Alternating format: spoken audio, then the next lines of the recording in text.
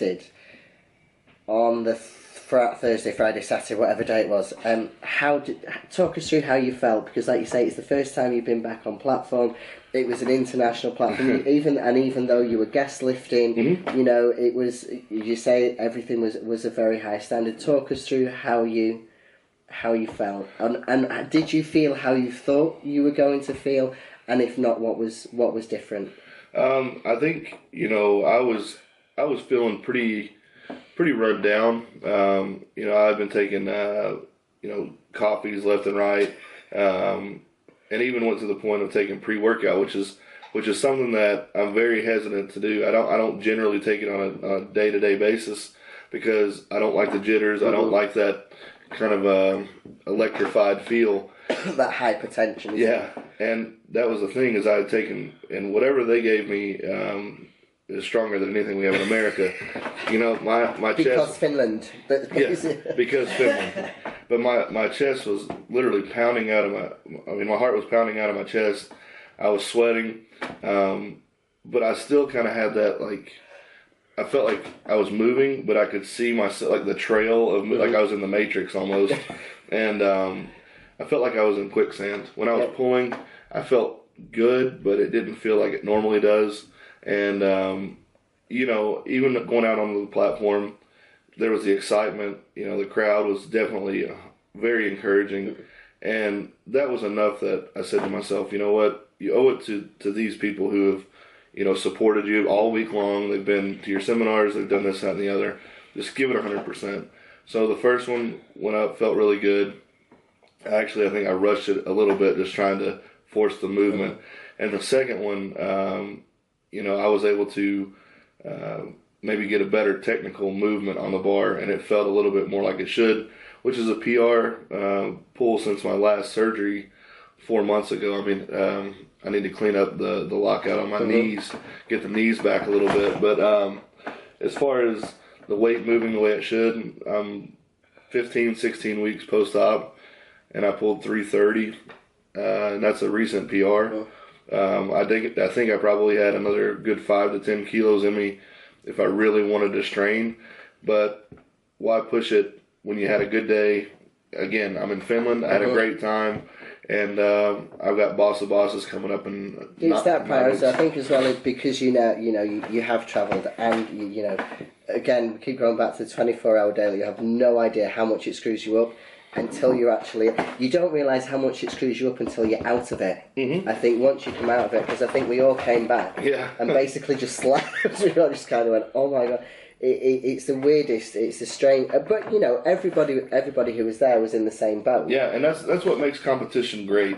You know, I've been at comps and I've seen unless it's a really a situation where it's just inferior equipment. If the comp equipment isn't what you're used to, or the plates are different and the bars are thinner or thicker or whatever it may be, as long as everybody's on the same playing field. Yeah. You got to step up and do absolutely. it. We've been talking about, you know, it's never perfect. You're not going to get the perfect handout. Your eye line's going to be different. Sometimes it goes to rat shit, and you have to be able to deal with it. You know, it's not often the strongest lifter that is going to win, or is going to perform. It's the one that can deal with the adversity and whatever something throws at you. You know, if you haven't got the right piece of music, if they haven't, you know, you can't walk on from the left side, and you have to walk on from the right side. All that realistically shouldn't matter. You know, I look at some of the situations where there are really, really strong guys that I'm around and whatnot, and a lot of times they just stay in their backyard, and that's their prerogative. I don't know everybody's income situation or whatnot, but it seems to me that you could at least get a group of guys to travel once. You know, out not even saying internationally. You know, 5-6 hours away, but I see guys in the States a lot of times only do meets right in their own gym or right in their backyard over and over and over and over. And I prided myself on the fact that every single one of my biggest totals, whether it was multiply, raw with wraps, raw with knee wraps, were done internationally. Well, we're at an international competition. I did my biggest multiply meet at the Arnold Classic, but To be honest, that's kind of like our perception. I can't speak for everybody in the UK or in Europe, but that's kind of our perception of a lot of US lifters.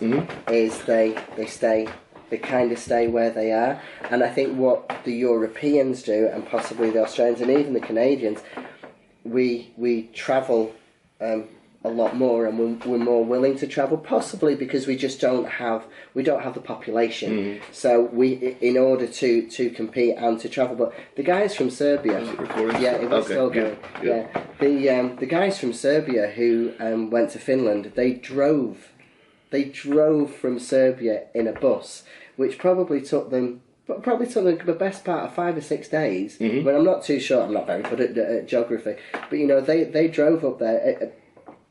A relative. I'm not going to say it's a poor country, but probably not one of the more affluent. Was sort of like within Europe. I think some of the French team.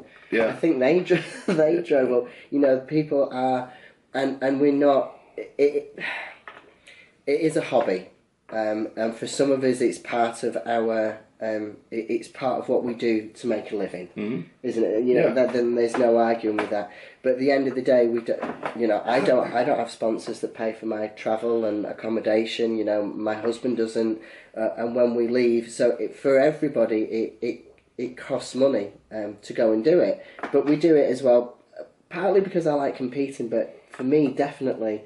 The people, and the people, and ending up, meeting people like yourself, people like Aki from the Arctic Power Team, and you become this massive kind of extended family, and it's learning different languages, seeing different people, and how different people kind of do so. And so, obviously you're going to meet an idiot or two, but that's just the way of the world. But I think it really does kind of expand your horizon, but I think that's just travel as well, kind of in general, Well, the thing is, I'll say this again, and I have lifters come up to me all the time, well, if I had your sponsors, or I had this or that or the other, listen, I do have clauses in every single contract that I have to pay for travel. I have never, ever, and you can call Animal when I was with Animal, you can check with NFP when I've been in with NFP, I've never taken one dime for travel. Ever. Never for reimbursement, never for anything. Because I never wanted a kid to say, well, if I had that, I could do that. No, I've done it all on my own, and so many people say, well, I want to do what you do. Save. Put your pennies in a jar and work. It's not like I was just an overnight, coach and online trainer. I worked 2 jobs while I was establishing my online training job and building myself up and things like that. 2 jobs to finance my travel, to pay for those kind of things. I can promise you, wherever you say you are as a lifter, whether it's broke eating eggs and ramen noodles, I've been there. Whether you're on top of cloud 9, I've been there. But the fact of the matter is, you will do the things that you need to do to get to the goals that you want to get to. And, that kind of goes back to that balance point. What do you do to get there? What are you willing to sacrifice to get there? And for me, I was willing to sacrifice everything. Would I do everything the same? Probably not, because I thought I was doing it all alone when I had a very good support group as it was. But the fact of the matter is, I made choices, and you're going to have to make choices as well. But the door is open. If you're an American and you're an American lifter, I say this as an American in general, whatever you want to be, there's an avenue to get there. It will just take one person 1 step, and it'll take the next person 5 steps. But there's nothing in your way but self-limitation. That's 100% fact. Unless Mr. George at 5'3" wants to be a basketball player, in which case he could be one, just a really bad one. It's the 1 in a million shot. But if you work really hard, you may not make the NBA, but you can end up as a great coach, or you can do things. No, I agree. So always keep your eyes up and focus in a little further down the road. What can that hurt? No, not at all. So Boss of Bosses is in... It's at the end of August. Okay, and how are we feeling for that? Actually, I feel really, really good. The state of mind is, like I said, I'm remembering who I was, but I'm also reestablishing who I am as a lifter. And, what my goal is for that day is 8 for 9, 9 for 9, good clean lifts that I can actually point at and say, you know what, regardless of injury, regardless of whatever, those were perfect executed lifts. And then to reestablish a total that is not only competitive within the group of people that will be there that day. I'm not saying to win, but just to say competitive, but also gives me something to build on. Yes. So you kind of like, but it's almost like being a first-time lifter. You have to go, okay, where am I and where am I at now in the mix? Yep. Okay, because at the moment you don't really have anything concrete. Right. Okay, so you can go with that and then you can take it away and go, right, okay, now I've got a starting point. And you can move from there. And I think, the fact that I'm lifting in wraps or in sleeves, and the majority of lifters will be lifting in wraps, it's a little bit, it's not a cop-out because my body is just not ready for wraps. Yeah. I'm squatting in the low to mid 600 level. If I throw wraps on, I'm immediately mid 700. So I'm still trying to build the legs back in a safe way. And even though people say, well, wraps are safer than sleeves, I have to build myself back to who I was. I was confident with a mid 7, upper 7 squat in sleeves. And before I put the wraps on again, that's where I need to get myself back to. So I'll just give you some arbitrary numbers that I would really be comfortable stating as goals. A 700-pound squat, as I squatted about 630 2 weeks ago at about the 12-week out mark. So, and it was okay. I just kind of misgrooved it.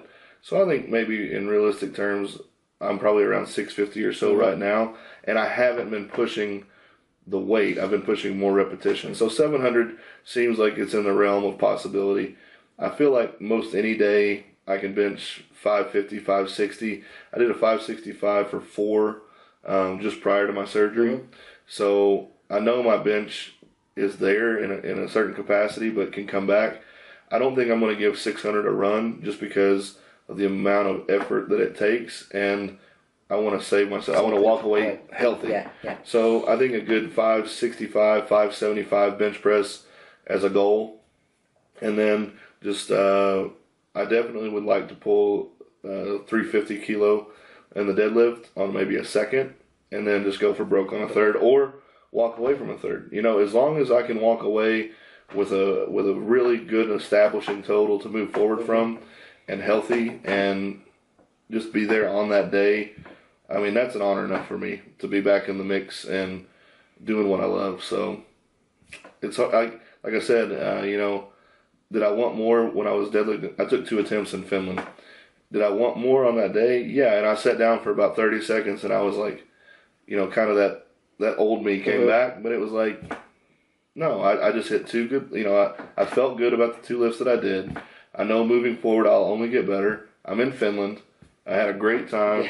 What's really to be mad about? And that's the same case that it'll be at Boss of Bosses. Hopefully have a great day.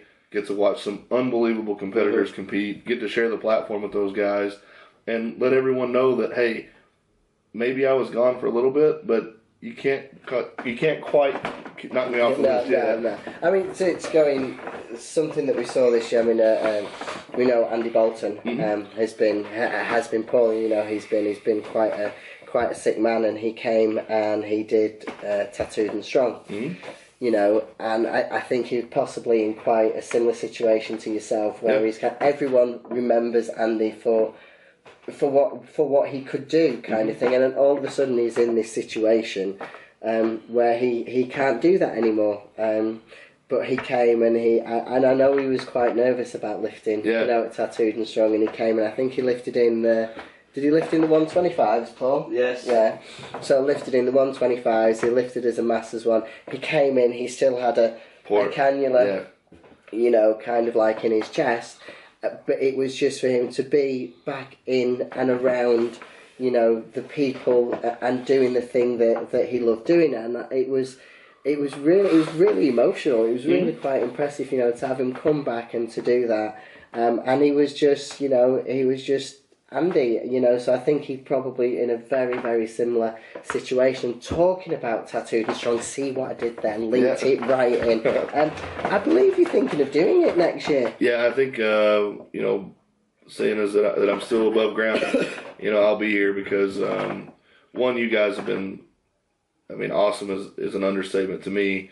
But again, it's an opportunity. I talked to Delroy McQueen a year or two back, and he had talked to me about potentially coming over and doing a British competition. What better time now? You know, it's a push-pull, so it's still a step back without the full pressure. Yes, you know what I mean? Absolutely, yeah. And, you know, if I'm honest with myself, if it hadn't been Dan Green personally asking me to come do his competition, I probably would have hesitated and said no.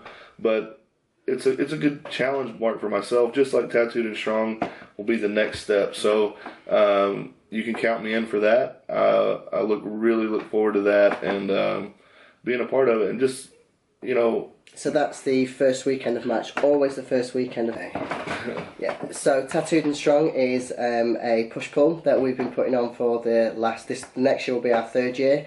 It's at the Tattoo Tea Party in Manchester, so it's actually at a tattoo convention, and they've been really gracious and let us put on they believed in us when we said, can we come and put a powerlifting competition on, and the organisers there have been fantastic. It's grown year on year. We will have next year then our first inter-Atlantic lifter there, so you will be our first American, and we obviously share a love of Body Ink and Body Art, so that will be, I think that's absolutely perfect. So it will be a pleasure to see you again next year, and hopefully we see you before that. If any of you, if you guys like what you've heard and listened to and watched today, make sure you do all that, like, subscribe, and all that kind of shit. So there will be some more. Check out Tattooed and Strong. There's on the channel. There's a couple of promo videos there you can check out and see what it's like. And if there's any other lifters stateside that like lifting and like tattoos, make sure you look out for the entry, because this year it's sold out in 2 days, and I'm highly expecting it to sell out literally within 24 hours next year. Limited places, so make sure that you get your names in quick. And it has been an absolute joy to spend time with you these past few days. It's been a very fortuitous meeting. Yeah. And I really do hope that we... well, first of all, we're going to accost you in Kentucky. So going to Kentucky. Yeah. So that hopefully we'll see you over there sometime. And anytime at all you want to come over to sunny Manchester, you are more than welcome to do so. And if there's anything else you'd like to wrap up with, then feel free, and we'll let you be on your way. All right. I would, it all looks like planned and nice and kosher when you do a video like this.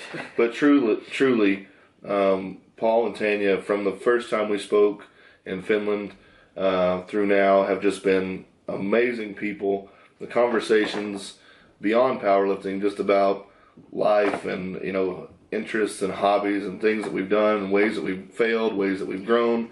They're just phenomenal people, and their love of the sport, their love of the athletes, their love of what they do day in and day out is what stood out to me immediately. Before I even knew I don't know very much, but I was around them for a week, and I just got to see so many great things.